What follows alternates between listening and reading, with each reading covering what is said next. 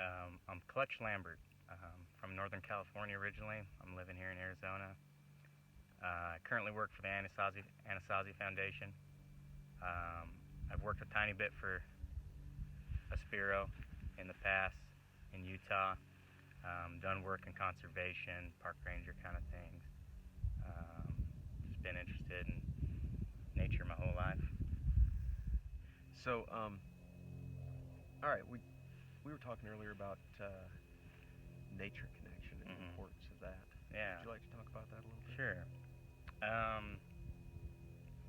We take these youth and young adults out into nature, and it's interesting, a lot of times, more so than often, they don't care. We'll walk by some beaver tracks in the ground next to this river, and I'll point it out, and it doesn't seem like they care. But it seems like the more we're out there, the more they realize they do care. And I think they always have cared. I think every human being has this need to connect with nature. I just think that we either get distracted or we find other interests. We tell ourselves we're not. Just living in a busy world, we get distracted. I remember as a kid having such a close relationship with plants. I remember going and picking up little flowers and things in the yard and knowing what they looked like up close, like fine detail, what they tasted like, what they smelt like. And then for a period, I didn't have that. I was always interested, but just not in depth. And I remember coming back and studying a little bit of botany and picking plants up and going right back to my memory as a kid and remembering how it smelled, tasted, and looked. And it's interesting that kids have that often. And, a child will go out and pick up a rock and see the beauty in it. They'll often just know that they could use it to poke as a tool or as a weapon. And then we seem to forget simple things, that these things laying on the ground, what they're used for. And as we get more back into nature, we realize it more, that we miss these things and we miss this connection.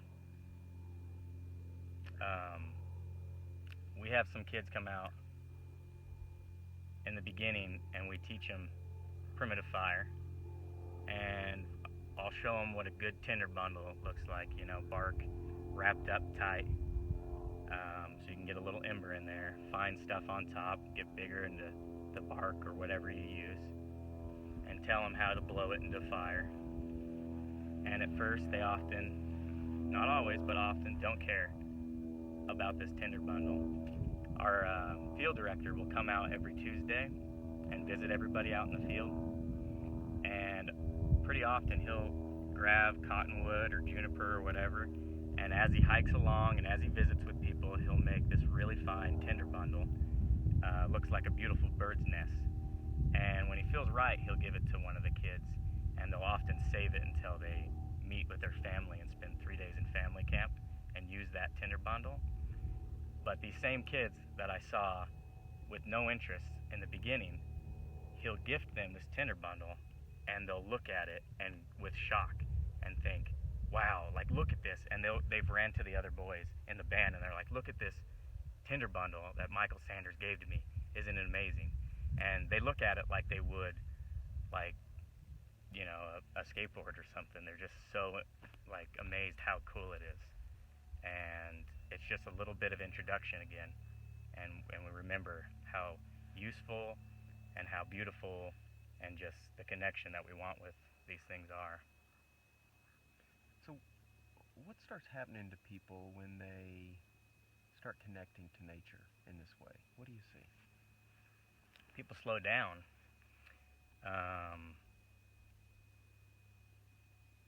We slow down and we look at things. We learn humility. We learn respect and love. That's why I think wilderness therapy is so important. Is because we're using nature. We're sleeping under juniper trees, and we're realizing all these things, all this love and respect for Earth and for humans. And just by slowing down and being part of it, we learn. We learn without even knowing we're learning. You mentioned juniper trees. When I was walking out of saguaro country, when I saw my first juniper tree, I stopped and went over and touched it. I was so happy to see it. Yeah. I had one time where I was camping with a bunch of in the Joshua trees, and it was dark and the moon was out, and I just remember looking at this tree, and they kind of look like people, you know, standing up there, and I like caught it in the back of my eye, like, oh, there's a person over there, and then I was like, oh, it's just a tree. But then I looked at it like that as a person. Like a lot of people will say that trees have souls and stuff. Whether you believe that or not, there is a spirit through everything with Mother Earth.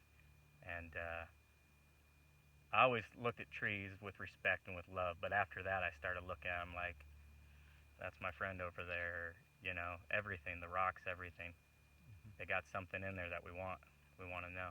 Mm-hmm. So, I imagine you probably answered this question. There's something that happens. One, you learn how to use it, mm-hmm. but you also learn to respect it. Can you talk a little bit about using with respect? Yeah. Yeah, it's interesting when you start. You go up to a tree and you'll rip off its bark, or you know, whatever you need, and you're ripping something off, but you're using it for your needs. Maybe at first, if you're not spend a lot of time in nature, you go out and you rip off too much. You find that little Molen plant that people use when they need to use the bathroom, and they'll rip it to pieces because they want every bit of it. But when they go back later to that area and see that there's none regenerating because we collected it all, you decide maybe you need to leave some for it. But I don't know exactly why we start respecting it, but we see how useful it is, and we want to use that purpose for us. But then we just see that it's a gift, that it's something that we need to survive or to make our lives better in the woods or even in the modern cities. Yeah, I think with primitive skills, why primitive skills are so important to all of us is because it's using Mother Earth to provide what we need. And when we use it, we're using, you know, what's part of us. We're all part of everything. We're all part of this earth. We're all made up of similar things when you get down to it. And I think we want to have that connection, but when we start doing it for survival purposes, we're forced to have that connection. And there's something about just touching a rock or touching a piece of wood and trying to make fire out of it that brings us home.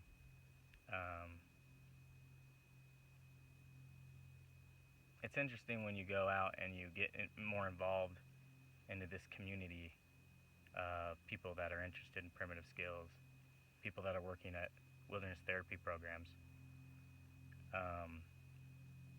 The cool people aren't often the young people. They're often the old men or the old women that have been doing this for a long time. They're the ones that have gone and learned from the other older people that have already gone, and they're the ones with the experience. The people that are outside all the time, camping, seeing the wildlife, having these adventures, like true adventures. These people are the ones with the experience. They're the people we're looking to. We miss that a lot of times in our modern society. We're getting caught up into these people that are just celebrities for no reason, and we forget the elders. We don't look to our parents often anymore for advice. We don't think they're cool anymore because they're old and outdated, but they're rooted to the earth, these older folks, and they're the ones that have all the funny stories that can teach us things that are really valuable that we didn't even know we wanted to know. I think that's why learning these things and being part of these communities and getting out and experiencing nature with other people that have been in it can really help us.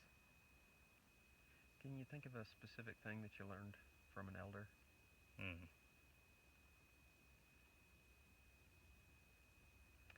hard skills or? Doesn't matter. Yeah.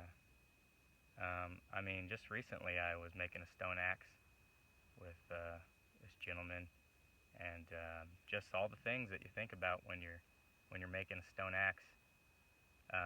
People would look at my stone that I spent 2 days on this hard piece of basalt, really hard piece, just pecking at, and some people would look at it and say, "Oh, when did you do that? Like this afternoon?"